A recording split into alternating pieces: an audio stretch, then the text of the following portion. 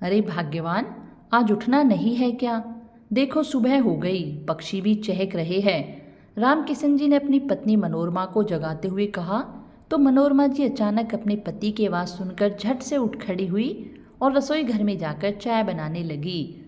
चाय बनाते बनाते रसोई की खिड़की खोलकर बाहर देखते हुए मनोरमा जी अपने पति रामकिशन जी से बोली, लगता है रात भर बारिश हुई है। चारों तरफ पेड़ पौधों की हरियाली देखकर ऐसा लग रहा है जैसे वह भी नहा धोकर तैयार हो गए हैं। हाँ भाग्यवान, रात भर बारिश बहुत हुई थी। क्या तुम घोड़े बेचकर सो रही थी जो तुम्हें पता नहीं चला? रामकिशन जी ने हंसते हुए कहा। तभी मनोरमा जी चाय देते हुए बोली, अच्छा वह सब तो ठीक है जी, लेकिन आप वो किंग पर जाओगे तो संभल कर जाना, क्योंकि आज रास्ते में कीचड़ बहुत होगा, वरना कहीं फिसल कर गिर जाओगे तो मुझे चिंता रहेगी। अरे भाग्यवान, तुम तो डरपोक की डरपोक ही रहोगी। जब से शादी करके आए हो तब से ही डरती रहती हो कहीं मुझे कुछ हो ना जाए, लेकिन आज तक कुछ हुआ है क्या? चाय लेते हुए रामकिशन जी ने कहा।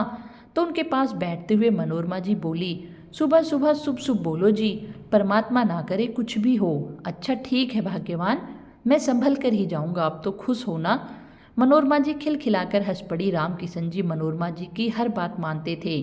उम्र के इस पड़ाव में उनके पास सब कुछ था, धन दौलत रुतबा, लेकिन उन सब चीज़ों से रामकिशन जी को अब विशेष लगाव नहीं था जितनी ज़रूरत उन्हें अपनी पत्नी मनोरमा की होती थी। खैर 6 बजे रामकिशन जी मॉर्निंग वॉक के लिए निकल गए तो मनोरमा जी ने फिर से हिदायत देते हुए कहा, संभल कर जाना जी। हाँ हाँ संभल कर जाऊंगा, अभी 2 कदम चलूंगा तो 2 लोग मिल जाएंगे, अगर फिसल भी गया तो उठाने के लिए बहुत लोग होंगे बाहर। निकलते हुए रामकिशन जी ने कहा, भगवान के लिए ऐसा मत कहिए जी, बुढ़ापे का इकलौता सहारा आप ही तो है मेरे। अपनी पत्नी की बात सुनकर रामकिशन जी हंसते हुए मॉर्निंग वॉक के लिए निकल गए और मनोरमा जी हॉल में आकर टीवी पर प्रवचन सुनने बैठ गई। अभी 10 मिनट ही हुए थे कि लाइट चली गई। मनोरमा जी ने मुंह बनाया और सोचा, इस लाइट को भी अभी जाना था। वह उठकर खिड़की से झांकी तो हल्की सी धूप निकली थी। सोचने लगी कि मैं भी छत पर जाकर टहल आती हूँ, थोड़ा अच्छा भी लगेगा। टीवी बंद करके मनोरमा जी ऊपर छत पर टहलने चली गई। थोड़ी देर टहलकर नीचे उतर ही रही थी कि तभी मनोरमा जी का सीढ़ियों से पैर फिसल गया और वह बेहोश होकर गिर पड़ी। तभी बाहर से दूध वाले ने आवाज़ लगाई, लेकिन अंदर किसी की आवाज़ न आने पर वह खुद ही अंदर आ गया। आकर देखा तो सामने हॉल में मनोरमा जी बेहोश पड़ी हुई थी, उनके सर से खून बह रहा था। उसने दौड़कर आसपास के लोगों को बुलाया तो पास में रहने वाले शर्मा जी का लड़का रमेश जल्दी से रामकिशन जी को खोजने के लिए निकल गया। तभी सामने से उसे रामकिशन जी आते हुए दिखाई दिए। अंकल जी आप जल्दी चलिए, शायद आंटी जी नीचे गिर गई है और उनके सर से खून बह रहा है, उनको अस्पताल लेकर जाना है। रामकिशन जी घबरा गए और जल्दी से बाइक के पीछे बैठ घर पहुंचे तो देखा कि घर के सामने एम्बुलेंस खड़ी है। किसी भी परिस्थिति में रामकिशन जी इतने नर्वस नहीं हुए थे, लेकिन आज पता नहीं क्यों उनका मन विचित्र सा हो गया था। वे सोच रहे थे कि मनोरमा जी को अच्छी खासी हंसते हुए छोड़कर गया था, फिर अचानक यह क्या हो गया, उनकी समझ में कुछ नहीं आया। वे झटके से बाइक से उतरे और मनोरमा जी के साथ एम्बुलेंस में बैठकर अस्पताल चले गए। एम्बुलेंस जाने के बाद पड़ोस के शर्मा जी की पत्नी वहां खड़े लोगों से बोली, अब घर की देखभाल करने के लिए तो कोई नहीं है, भाई साहब भी भाभी जी के साथ चले गए हैं। मैं एक काम करती हूँ, अपने घर से ताला लाकर लगा देती हूँ, अब घर में कोई तो नहीं है। तो शर्मा जी बोले, हाँ तुम सही कह रही हो, अपने घर से ताला लाकर यहाँ पर लगा दो। तभी दूध वाले ने मैसेज शर्मा से कहा, रामकिशन जी का दूध आप ही को दे देता हूँ, वह अस्पताल से आएंगे तो आप उन्हें लौटा देना। हाँ ठीक है भैया, दूध हमारे घर पर ही दे दो शर्मा जी का, पत्नी ने कहा। उधर रामकिशन जी ने डॉक्टर से पूछा, डॉक्टर साहब डरने की बात तो नहीं है ना? डॉक्टर साहब बोले, अभी ट्रीटमेंट करके बताता हूँ, फिलहाल लगता है खून कुछ ज़्यादा ही बह गया है। घर में कोई नहीं था क्या जो इतना खून बह गया? तो रामकिशन जी बोले, हाँ साहब अकेली ही थी, कैसे सर में इतनी चोट आ गई, मैं भी घर में नहीं था, मॉर्निंग वॉक पर गया हुआ था।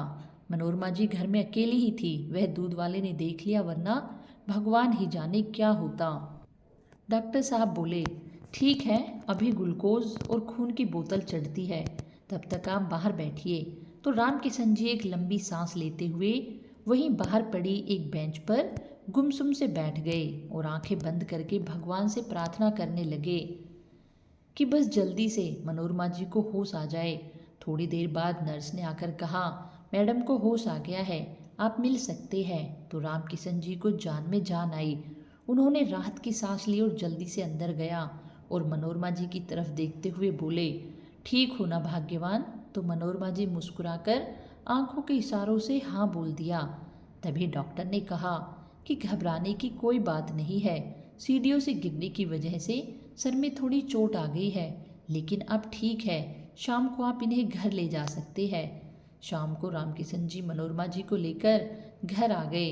अगले दिन मनोरमा जी अपना सर पकड़कर बैठी हुई थी और मन ही मन सोच रही थी, कभी सोचा ही नहीं था कि यह दिन भी आएंगे, इस तरह बुढ़ापे में भी अकेला रहना पड़ेगा।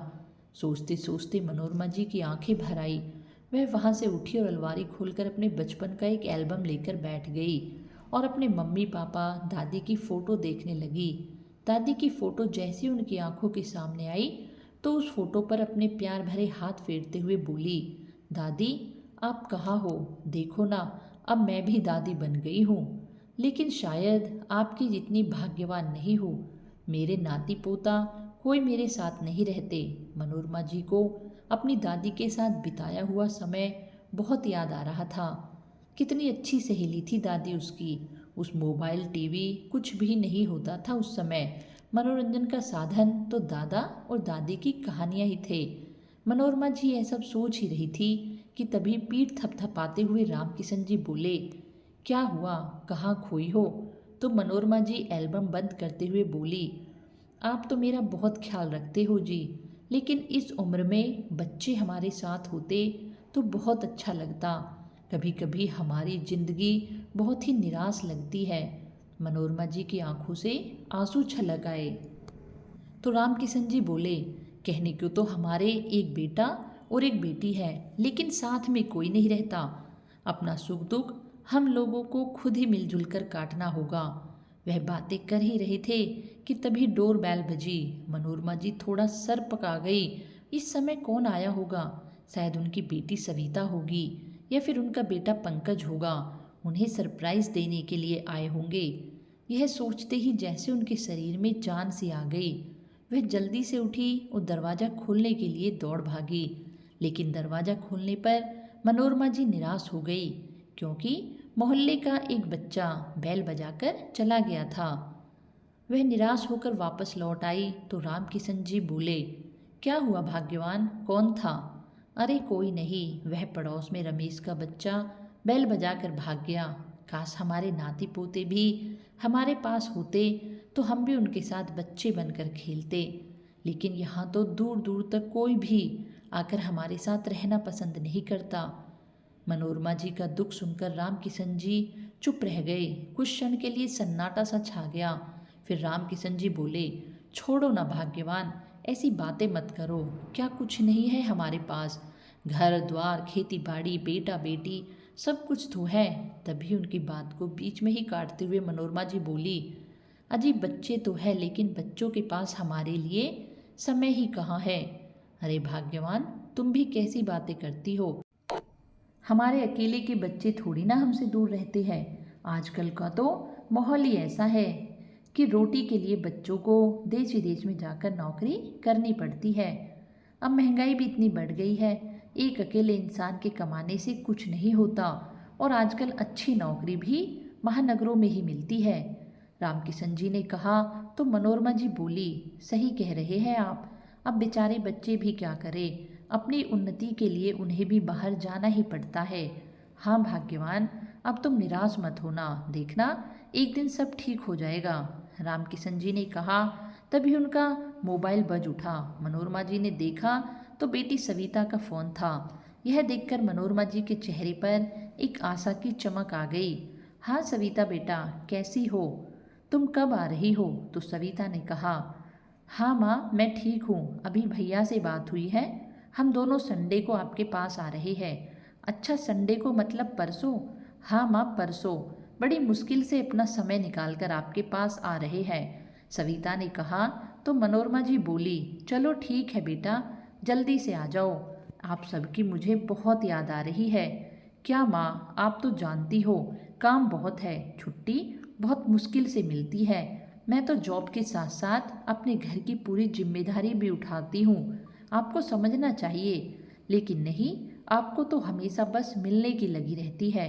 हाँ बेटी, मैं समझती हूँ। मैं कहाँ कुछ कह रही हूँ। मैं तो बस अपनी बात बता रही हूँ। मनोरमा जी ने कहा तो उनकी बेटी सविता बोली, माँ, आप तो अपनी बात बता रही हो, लेकिन हमें तो गिल्टी फील होती है ना। आप हमें क्यों नहीं समझती। चलो ठीक है, मैं कॉल रखती हूँ, फिर परसों आके आपसे बात करूँगी। कहकर सविता ने फ़ोन रख दिया तो पास ही बैठे रामकिशन जी बोले, अब तो आपकी बिटिया का भी फ़ोन आ गया है। अब तो खुश हो ना।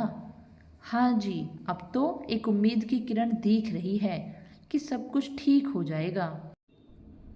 हम भी अब पंकज के साथ ही चलेंगे और यह मकान किराए से उठा देंगे।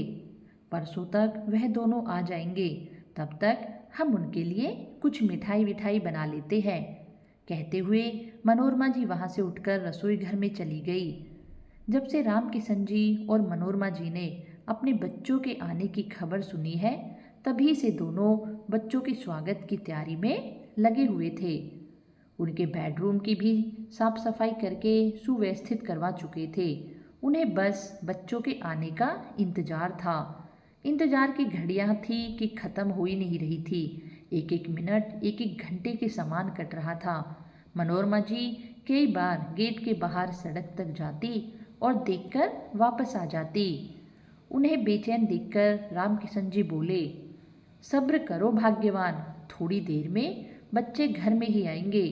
कहीं बाहर तो रुक नहीं जाएंगे ना। आप अभी आराम से बैठो। तभी मनोरमा जी रामकिशन जी के पास बैठते हुए बोली कि थोड़ा पंकज के पास फ़ोन कीजिए ना, पूछते हैं वह कहाँ पहुँचा है। अभी रामकिशन जी ने फ़ोन उठाया ही था कि तभी घर के सामने ऑटो आकर रुका तो मनोरमा जी के चेहरे पर एक चमक सी आ गई। वह जल्दी से दरवाजे की तरफ बढ़ी। बाहर देखा तो उनकी बेटी सविता ऑटो वाले को मोबाइल से पैसे दे रही थी। तो मनोरमा जी लड़खड़ाते हुए दौड़कर सविता के पास पहुंची और बोली, बेटा नहीं है क्या, मैं दे दूं क्या पैसे। तो सविता ने कहा, हाँ दे दो, अगर 50 रुपये खुले हैं वो तो, वरना मैं मोबाइल से पे कर देती हूँ। तो मनोरमा जी वापस आकर रामकिशन जी से पैसे लेकर ऑटो वालों को दे दिए। तब तक सविता अंदर आकर सोफे पर बैठ गई। तो मनोरमा जी ने कहा, बहुत थक गई हो बेटी, पानी लाऊं क्या। हाँ माँ, पूछ क्या रही हो, पानी तो पीना ही है। तो मनोरमा जी किचन से पानी लेकर आई। पानी पीकर सविता ने गिलास मनोरमा जी को पकड़ा दिया। तो मनोरमा जी ने कहा, बेटा कुछ खाएगी क्या, ढोकला मंगवाया है, थोड़ा सा खा लो। रामकिशन जी चुपचाप सब देख रहे थे कि मनोरमा जी कितना थक गई है। थकान उनके चेहरे से साफ दिखाई दे रही थी, लेकिन बच्चों की खातिर अपनी हिम्मत नहीं हारी थी। तभी रामकिशन जी बोले, तुम बैठो भाग्यवान, मैं लेकर आता हूँ ढोकला। जब रामकिशन जी ढोकला लेकर वापस आए तो सविता ने खड़े होते हुए कहा, नहीं पापा, मुझे कुछ खाने की इच्छा नहीं है। पहले मैं नहाऊंगी और फिर 2-4 घंटे सोऊंगी, उसके बाद ही कुछ खा पाऊंगी। यह देखकर दोनों दंपत्ति हक्के बक्के रह गए। तभी मनोरमा जी रामकिशन जी को समझाते हुए बोली, सही तो कह रही है बेचारी, बच्ची इतना लंबा सफ़र तय कर कर आई है तो थक गई होगी ना, आप इसे रख दो, बाद में खा लेगी। तो रामकिशन जी वापस आकर सोफे पर बैठ गए। बैठकर अपने बेटे के आने का इंतजार करने लगे। सुबह से भागदौड़ करते हुए उन दोनों का बूढ़ा शरीर भी थक चुका था। अंत में वह दोनों भी नींद के आगोश में चले गए। दरवाज़ा खोलो की आवाज़ से मनोरमा जी की नींद टूटी। वह जल्दी से हड़बड़ाकर खड़ी हुई। अरे पंकज आ गया क्या, मैं कैसे सो गई, बेचारा बच्चा कितना परेशान हो रहा है। रामकिशन जी की भी आंख लग गई थी। मनोरमा जी ने पहले रामकिशन जी को जगाया। अरे शिक्षक साहब, अब तो आप जाग जाइए, बेटा कब से दरवाजे पर खड़ा है, कहते हुए मनोरमा जी दरवाजे की तरफ। जैसे ही मनोरमा जी ने दरवाज़ा खोला तो सामने खड़े पंकज ने चिढ़ते हुए कहा, माँ मैं कब से आपको आवाज़ दे रहा हूँ और आप सब यहाँ घोड़े बेचकर सो रहे हो। कहते हुए पंकज अंदर आ गया। तो रामकिशन जी बोले, बेटा बूढ़ा शरीर है, दिन भर की भागदौड़ से थक गए थे, पता नहीं कैसे आंख लग गई। तब तक पंकज थोड़ा शांत हो चुका था और अपने माँ बाप को गले से लगाकर बोला, मुझे बहुत तेज भूख लगी थी इसलिए गुस्सा आ गया, तो मनोरमा जी ढोकला लेकर आई और बोली, यह लो बेटा, आपके लिए ही मंगवाए थे, अच्छे से पेट भर कर खा लो। ढोकले देखकर पंकज खुश हो गया। तब तक सविता भी आ गई थी। वह भी अपने भाई पंकज के साथ बैठकर ढोकले खाने लगी। तभी ढोकले खाते हुए पंकज बोला, और सुनाइए पापा, आप कैसे हैं? बस बेटा, मैं तो ठीक हूँ, तुम्हारी माँ की तबीयत कुछ ठीक नहीं रहती। तुम्हारी माँ का अकेले अब इस घर में मन नहीं लगता, घर खाने को दौड़ता है, इसलिए इस बार हम दोनों भी आपके साथ ही चलेंगे। इतना सुनते ही सविता और पंकज एक दूसरे का मुंह देखने लगे। रामकिशन और उनकी पत्नी बस मुस्कुरा कर रह गए। थोड़ी देर बाद रामकिशन जी अपने कमरे में आराम करने चले गए तो उनके जाते ही सविता बोल पड़ी, ओहो भैया, मुझसे तो कोई आशा मत रखना कि मैं मम्मी पापा को अपने साथ लेकर जाने वाली हूँ और ना ही मम्मी पापा का कुछ करने वाली हूँ। मेरे भी अपने घर द्वार है। मेरे पति क्या सोचेंगे कि अपने माँ बाप को मेरे सर पर लाकर बिठा दिया। वैसे भी माँ पापा ने मेरे लिए किया ही क्या है। बचपन में 10 साल की उम्र में ही मुझे हॉस्टल भेज दिया था। तभी पंकज बोल उठा, तो मुझे कौन सा मम्मी पापा ने अपने पास रखकर पढ़ाया था? मुझे भी तो हॉस्टल भेज दिया था। और वैसे भी तुम अपनी भाभी रवीना का स्वभाव तो जानती हो, वह तो बच्चे भी पैदा नहीं कर रही है। जब वह अपने बच्चों की जिम्मेदारी उठाने के लिए तैयार नहीं है तो ऐसे में माँ पिताजी की जिम्मेदारी वह कैसे उठाएगी? मैं भी माँ पिताजी को अपने पास नहीं रख सकता, इसलिए हम दोनों को मिलकर कोई फैसला तो करना ही पड़ेगा। तभी सविता बोली, क्यों ना हम माँ पिताजी को किसी बढ़िया से वृद्धाश्रम में रख दे, जहाँ पर उन्हें उनके जैसे लोग भी मिलेंगे और वो सुरक्षित भी रहेंगे। वैसे भी हर इंसान को अपनी एज ग्रुप के लोगों के साथ रहना अच्छा लगता है, तो माँ पिताजी को भी अच्छा ही लगेगा। तब पंकज बोला, हाँ हाँ ठीक है, लेकिन आज हम माँ पिताजी को इस बारे में कुछ नहीं बताएंगे, वरना अभी से माहौल खराब हो जाएगा। दोनों भाई बहन अपनी बातों में मस्त थे, लेकिन पीछे खड़ी मनोरमा जी उनकी सारी बातें सुन चुकी थी। वह दबे पांव वापस अपने कमरे में आ गई और वह समझ गई थी कि अब उनके जीवन में अंधेरा ही अंधेरा है। वह अपने कमरे में जाकर निढाल बैठ गई। तभी रामकिशन जी मनोरमा जी को देखकर घबरा गए और बोले, क्या हुआ भाग्यवान, बच्चों ने कुछ कहा है क्या? तो मनोरमा जी की रुलाई फूट पड़ी। उन्होंने रोते हुए अपने बच्चों की सारी बातें रामकिशन जी को बता दी। अपने नालायक बच्चों की हरकतें सुनकर रामकिशन जी बोले, तुम चिंता मत करो भाग्यवान, बच्चे अपनी ज़िंदगी में इतने व्यस्त और मस्त हो गए हैं कि माँ बाप को समझ ही नहीं पा रहे हैं। आजकल के बदलते माहौल में हर चीज़ बदल रही है, इंसान स्वार्थी होता जा रहा है, आपसी रिश्तों के प्रति भावनाएं खत्म होती जा रही है। तभी मनोरमा जी ने कहा, ये जी आज तक तो यही सुनती आई थी कि बुढ़ापे में बेटे बहू अपने माँ बाप से नफरत करते हैं, लेकिन क्या एक बेटी भी अपने माँ बाप से नफरत कर सकती है? यह मैंने कभी नहीं सोचा था। अरे हम क्या बेटी के पास जा रहे थे जो उसने भी हमें वृद्धाश्रम भेजने की सोच लिया? जब अपनी बेटी खोटी हो तो दूसरे के घर से आई हुई बेटी को क्या दोष दे? अपनी बेटी से मैंने यह उम्मीद कभी नहीं लगाई थी। कहते कहते मनोरमा जी फूट फूट कर रोने लगी। अपनी पत्नी का यह दुख रामकिशन जी से देखा नहीं जा रहा था। वे मन ही मन सोचने लगे कि बच्चों को सबक तो सिखाना ही पड़ेगा। उन्होंने कहा, भाग्यवान, हम कहीं नहीं जाएंगे, तुम्हें चिंता करने की कोई ज़रूरत नहीं है। अरे देख नहीं रही हो, तुम 3 दिन से अपने बच्चों से मिलने के लिए कैसे मरी जा रही थी, और बच्चे हमारे पास आकर हमारे पास भी नहीं है। उन्हें अपने माँ बाप से कोई मतलब नहीं, लेकिन अब मैंने भी ठान लिया है कि बच्चों को अपनी प्रॉपर्टी में से कुछ भी नहीं देने वाला, क्योंकि जब हमारे बच्चे हमारी जिम्मेदारी नहीं लेना चाहते हैं तो हमारी संपत्ति पर भी उनका कोई अधिकार नहीं है। अगली सुबह होते ही पंकज अपने पिता के पास आकर बोला, पिताजी, मैं सोच रहा हूँ इस घर को बेच देते हैं।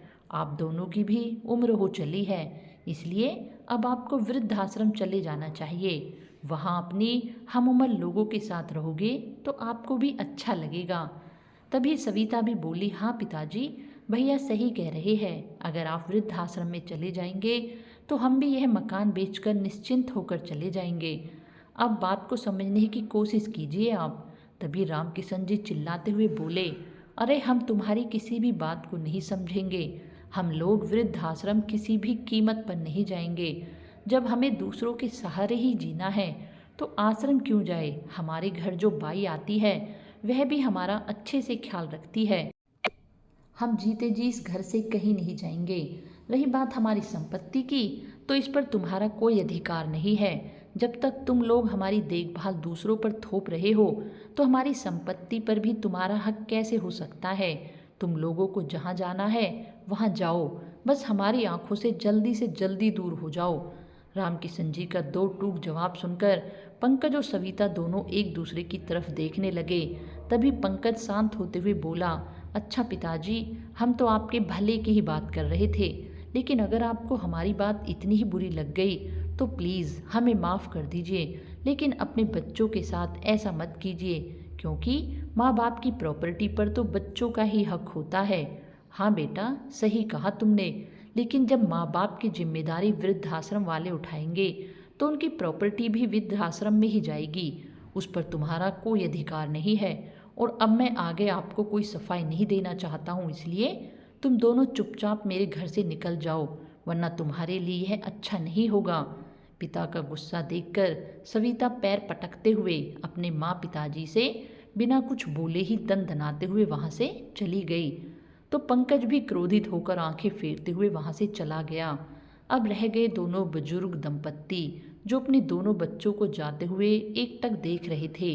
पर आज उनके दिल में एक सुकून था कि चलो बच्चों की काली करतूतें उन्हें समय रहते पता चल गई, वरना बाद में पछताते रहते। तभी रामकिशन जी ने मनोरमा जी की तरफ देखा तो उनकी आंखों से आंसू बह रहे थे। उन्होंने कहा, क्या हुआ भाग्यवान, तुम इन बच्चों के लिए रो रही हो जो अपने माँ बाप को ही वृद्धाश्रम भेजने की सोच बैठे थे। तभी मनोरमा जी ने अपनों आंसू पोंछते हुए कहा, नहीं जी, मुझे तो बस यही दुख है कि क्या इसी दिन के लिए हमने अपने बच्चों को इतना पढ़ाया लिखाया था कि वह बड़े होकर अपने माँ बाप को ही बोझ समझ बैठे। तो रामकिशन जी ने कहा, तुम चिंता मत करो भाग्यवान, हम यह सोच लेंगे कि हमारे बच्चे कभी थे ही नहीं। कहते हुए रामकिशन जी ने उन्हें सोफे पर बिठाया और उसी दिन से उन्होंने अपने लिए एक फुल टाइम मेड रख ली और दोनों बुजुर्ग दंपत्ति खुशी खुशी रहने लगे। उन दोनों ने अपनी सारी संपत्ति अनाथालय में रह रहे बुजुर्गों के लिए दान कर दी। जब इसका पता उनके बेटा बेटी को चला तो उन दोनों ने बहुत हाथ पैर पकड़े, परंतु रामकिशन जी अब कहाँ मानने वाले थे। उसने उन दोनों को अपने घर से बाहर निकल जाने को कहा और अपना चेहरा ना दिखाने के लिए बोला।